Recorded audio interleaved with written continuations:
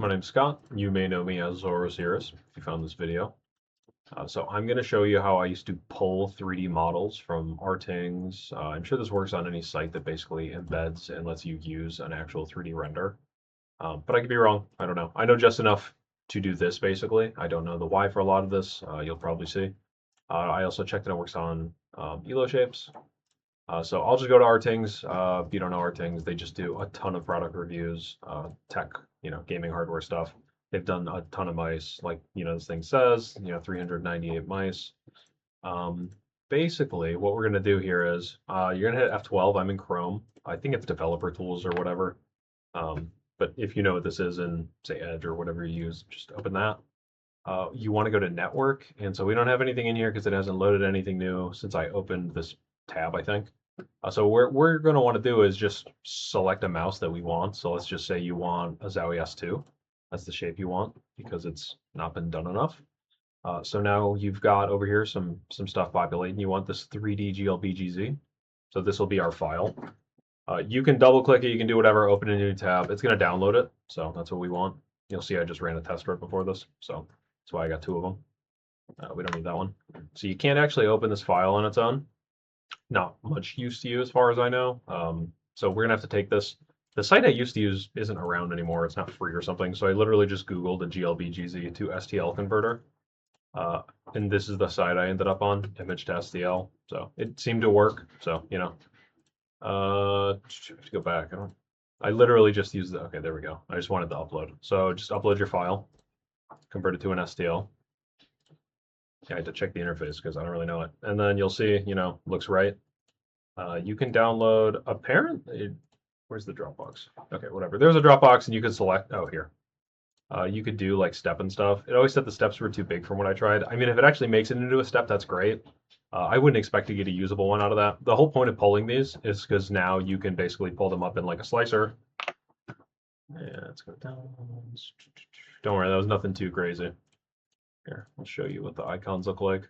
Get any weird things reading Dragon Lovers. I think you have to go to, oh, it's in a zip. I was wondering why it wasn't popping up. So go ahead and extract that. So this is the file we want here. Go ahead and open that. Again, those are thumb holders. So basically, if you were to want to say test print this, do this and then probably just drag it down a little so that you actually have a flat bottom. Then you could basically see how you felt about the shape in your hand. Much better than measurements. Or what I would do is, pull them into Fusion 360. Where's our mesh? On my second monitor, so everything's all small and condensed. So pop it in there. Maybe, go ahead, center it, straighten it out.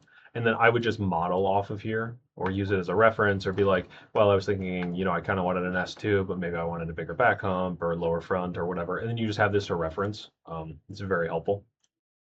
So I think you can also do it fine. I haven't really used Eloshapes since they got like 3D models, but cool that they did. So same deal here, F12. Nothing hanging out here in the network tab yet because we haven't really loaded anything since we pulled that up. So I reloaded the image. So we'll hit 3D. And then these are, I guess, a little nicer because they're not labeled, just 3D mouse and GLB or whatever. So I guess we'll go ahead and download the Beast. Beastx rather. Okay, it's still a GLB. So I'm assuming this won't import into Slicer, but we'll find out here. Yeah, no, it won't. So probably have to convert it here as well. So let's go ahead and do that. Just kind of want to validate because, like I said, it does work for Eloshapes, but then again, I only tried one, so probably a bigger file is my guess. Why is this taking so long? I don't know. Maybe they rate limit you after a few. Like I said, I haven't used this site before, so.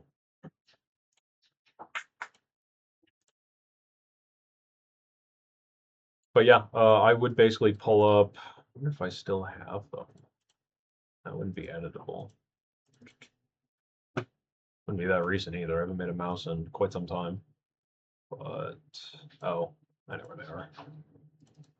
Duh, I forgot I had a whole folder for them.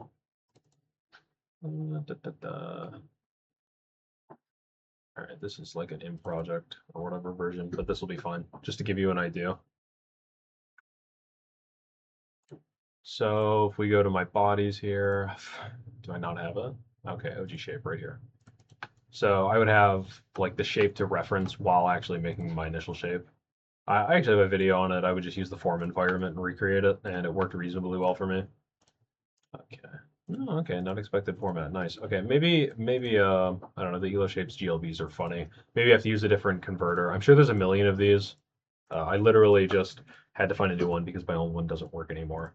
And yeah, I don't know how long they'll, I guess, keep this available. My assumption is it is kind of a function of how they display the models, and unless they got rid of the shape compare tool or made it not free or something, or like limited the amount you could get, maybe then you wouldn't be able to do this. I'm not sure, but I kind of think that this is basically going to stick around. So that's how you do it.